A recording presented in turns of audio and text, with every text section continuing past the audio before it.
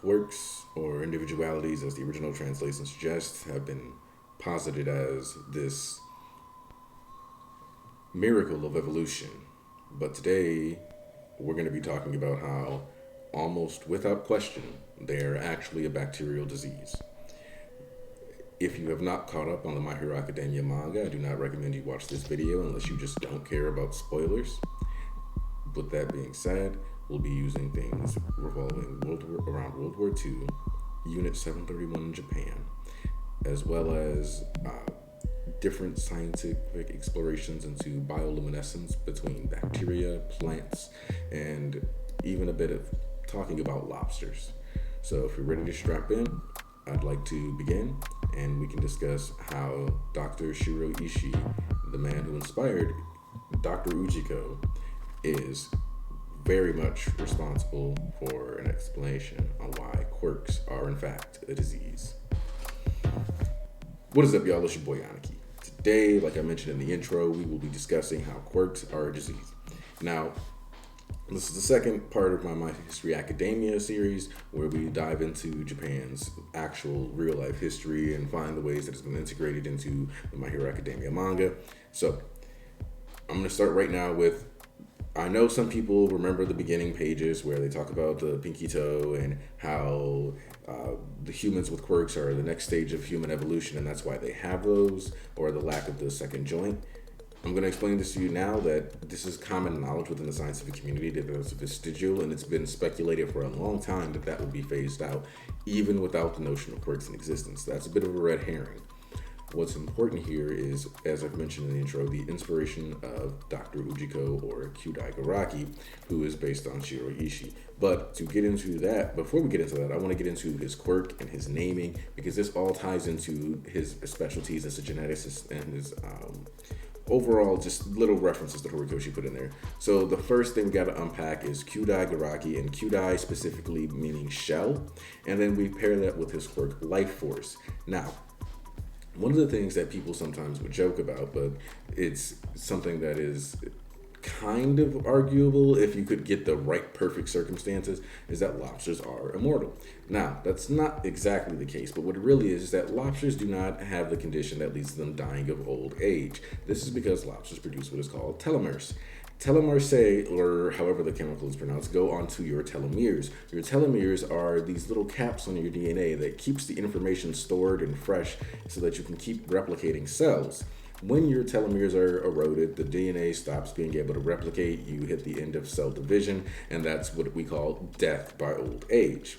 Now, specifically with Kyudai Garaki, he is a man who, based on what he says to President Mike, or when he discusses the paranormal singularity theory, which eventually became the quirk singularity theory, President Mike says that happened over 70 years ago. Furthermore, he would have been in his 50s. This puts him in the ballpark of at least 120 to 130.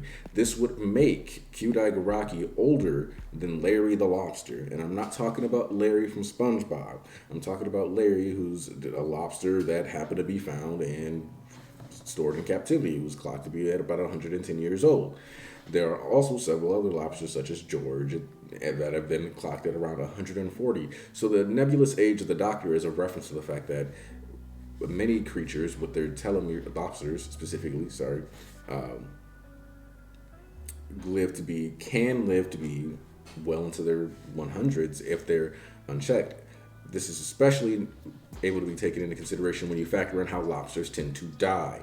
Their shells during a molt, they can't successfully get out, they can't successfully, get free of it, shed it all off, then they get open to bacterial infections, or they just simply, through their vulnerability and lack of being able to properly move anymore, die. If you remember, Life Force is a quirk that doubles your lifespan, allowing you to hit that 120 year, 130 year, 140 year mark, but it comes at the cost of mobility. As you remember, when the eraser hits him with the erasure, during the Metal Liberation War arc, sure enough, he falls on the ground, he loses his mobility, just like a lobster who's vulnerable and exposed after a fresh molt.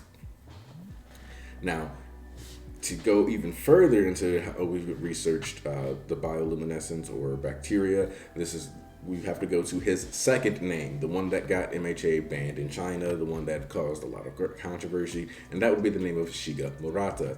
Now, the reason why this is important is because the Shiga bacteria is basically E. coli. It's a form of bacteria that is heavily experimented on, and it's been used to create or experiments with bioluminescence, aka glowing, specifically glowing in the dark. And if you remember, the first quirk ever is a glowing in the dark baby. So how do we get from glowing bacteria to a glowing baby? Well, what happens is even in current times, they found that there are certain enzymes and proteins within bacteria that they can use and extract and remove. And then by adding these building blocks into the chloroplast of plants, they found that they were able to make tobacco leaves glow in the dark. We've even advanced this even further now to the extent that we can now, by using certain enzymes within a mushroom, have been able to make plants about 10 times brighter.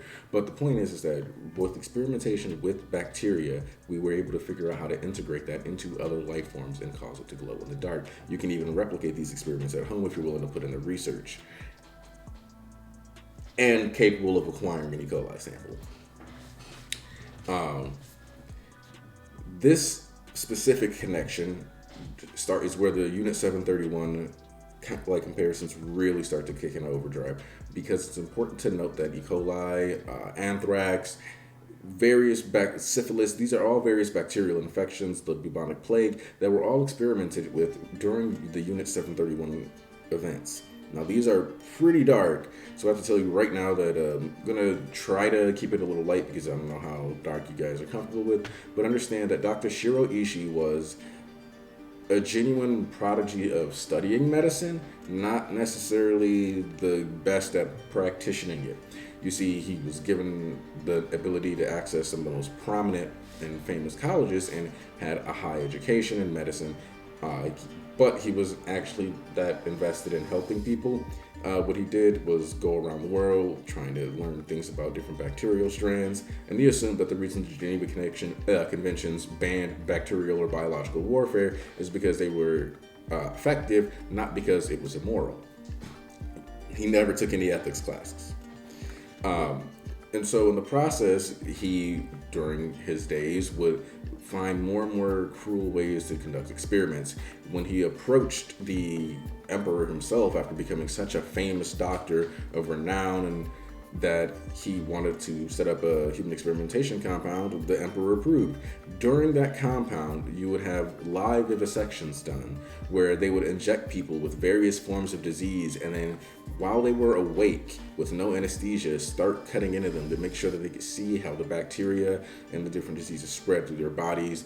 They would give people and lock them in the freezer and have them suffer immense amounts of frostbite on their legs and arms. Then they would take them out so they could see the arms and legs thaw out in real time before amputating and seeing how they dealt with blood loss or things like that. They would cut open pregnant women and see how the babies and their bodies were reacting to different diseases.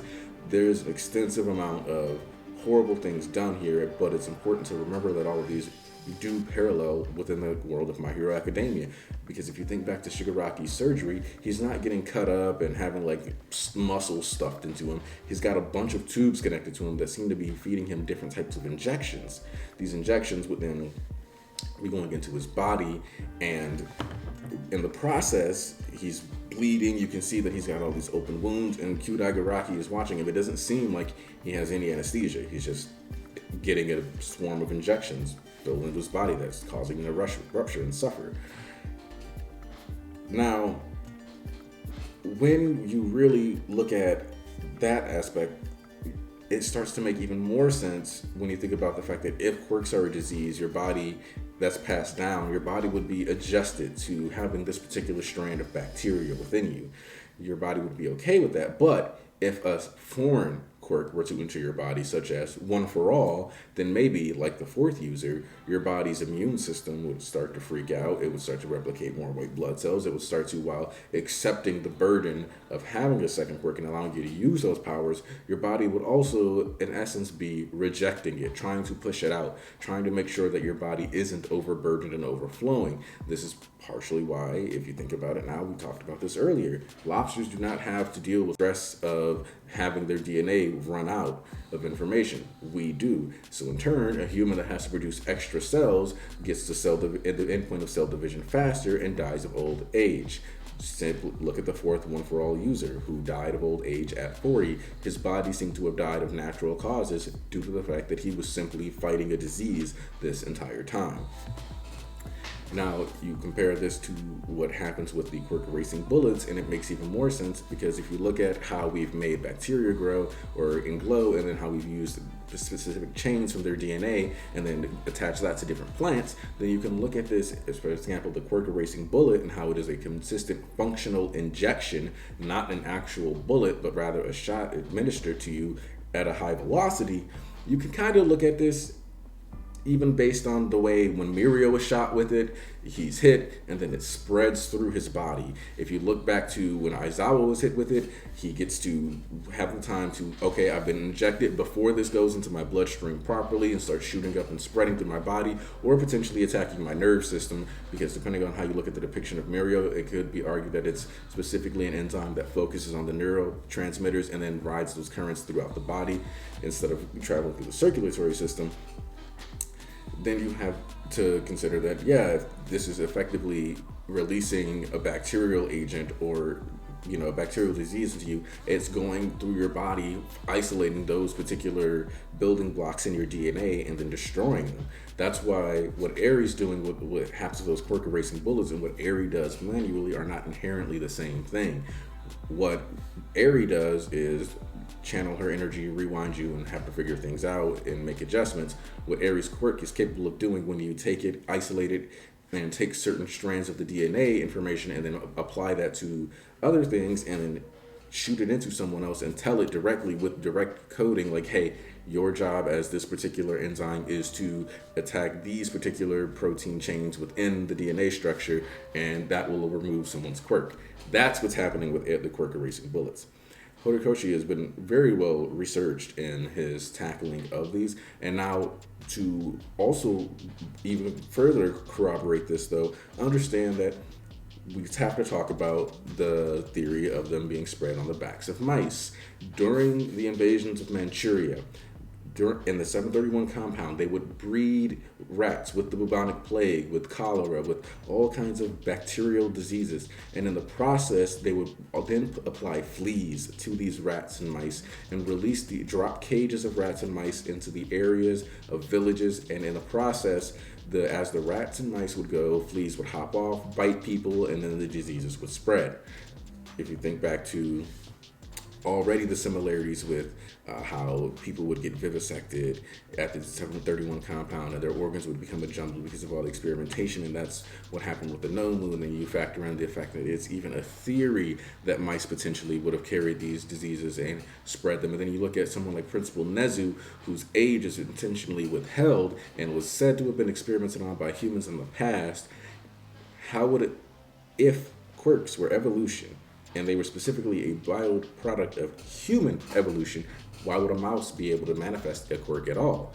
Now, since we know that Nezu has been played with, and we know that Nezu's been had his quirk, we know that he is not a human, but somehow manages to have one, it seems very likely that evolution is not the key factor here, especially when you remember that evolutionary traits manifest in patterns. So if, for example, actually, let's just look at the pinky toe. That could very well be humans evolving a little further. It just so happens that it's not at all attached to the quirk factor. It's just that those people, because of their bodies making extra steps to be better, maybe did it a little earlier. Now, sweeping changes in evolution wouldn't have led to a baby glowing here, a guy that moves object with his mind 20 miles away.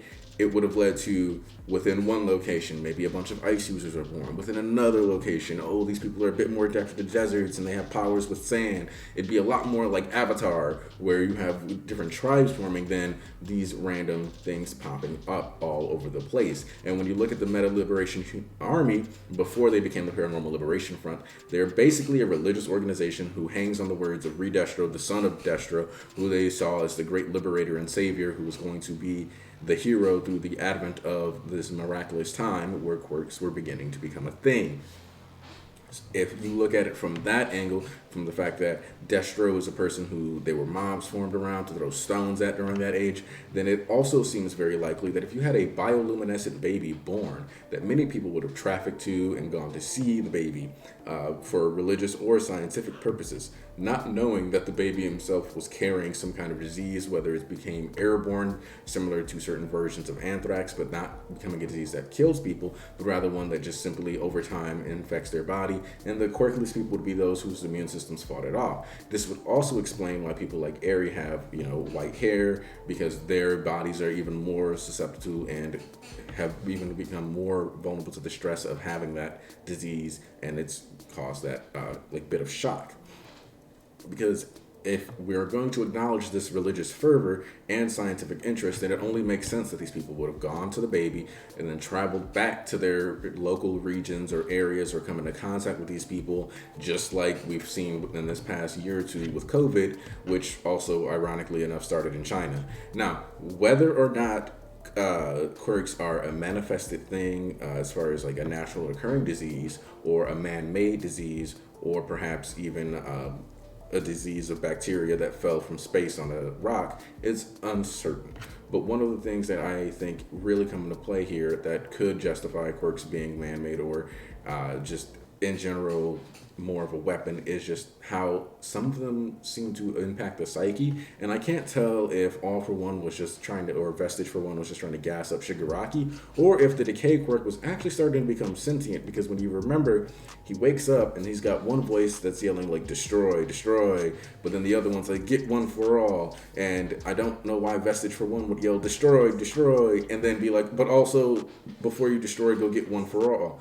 It seems like there were two competing ideologies here, where one quirk wanted one thing and one wanted the other. Now, it could be that, as Vestige for One said, the relationship between all humans and their quirks is symbiotic. It's a bacteria that comes into your body and it helps you protect yourself, but in exchange, it feeds off you and it grows and it evolves. It could be that what's happening is not that people are evolving necessarily, but the very bacteria that they house in their bodies are adapting and evolving because their cell division cycle is a lot faster, and thus they can make these evolutionary steps quicker than even humans can.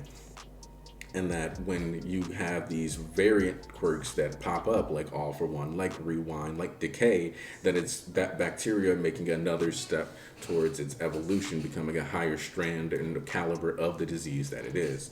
So when I look at the well-researched and documented coincidences with the lobster, when I look at how all these experiments with the Nomu reflect what happened at the Unit 731 compound, when I look at the impact on the psyche, where you have people like Toga who have this natural disposition towards violence and drinking of blood, which is not even technically like a survival trait, or Shigaraki, who's compelled him to destroy, the impact that seems to have on making Bakugo's personality more temperamental and explosive, Deku, or people like Shoto and Endeavor and Dabi being a lot more hot-headed and prone to passion. It seems that these quirks have a direct impact not only on the personality but the physiology of the person, and if they are a disease that are spread this way, it actually covers a lot of the bases.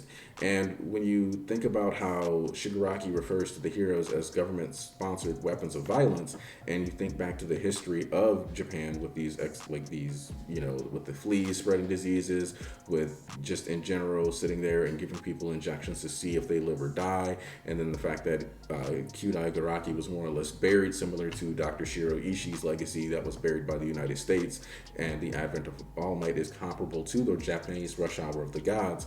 I think it becomes a lot more apparent that these little things within Japan's past are constantly being built up and fleshed out to expand upon the story, and not only give us a story about a superhero society, but to also show us all the ways in which it mirrors modern day, like the last 100 years of Japan, where you had the Emperor of Darkness or the Emperor who was out here willing to condone these acts of violence, who were willing to condone taking women and children, including his own grandchild in Kyudai Garaki's case, to create Nomu and spread these weapons. It only makes sense then that if you look at it as Shigaraki as being someone who's railing against a government who's been willing to use biological weapons in war, it kind of makes a lot of the more sympathetic angles that the heroes are like the younger villains are painted as being disenfranchised by a quirk-based society that was meant to counteract such heinous behaviors, and now they become disenfranchised, and their angers and their stripes and their issues with the system tend to be very just. The way Twice's isolation or the quirk rehabilitation therapy, whatever they did to Toga, that more or less just amounted to be quiet. If you couple that with the fact that these are just living biological weapons at this point, running around doing whatever the government wants, then it still does ring of a certain level of tyranny, just an insular one that you placed upon your own people. And I wonder if that's maybe just another part of the story, just another point in the whole quirk singularity theory. Just even if we got these powers, I wonder if Horikoshi is kind of saying like, this is kind of would be bad.